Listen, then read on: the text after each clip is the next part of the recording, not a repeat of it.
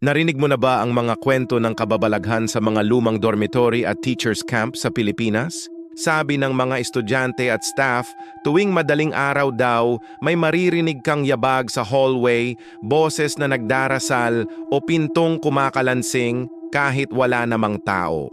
May iba pang nagsasabi na kapag naglalakad ka sa koridor, may biglang malamig na hangin na dadaan sa tabi mo at minsan may makikita kang anino sa salamin.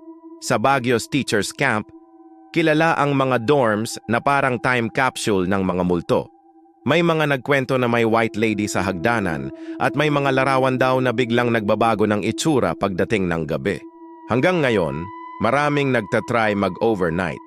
Pero kakaunti lang ang nagtatagal ng walang kabang nararamdaman. Totoo nga bang may mga kaluluwang estudyante at guro pa ring nananatili doon? Ikaw, may lakas ng loob ka bang magstay sa haunted dorm na yan mag-isa?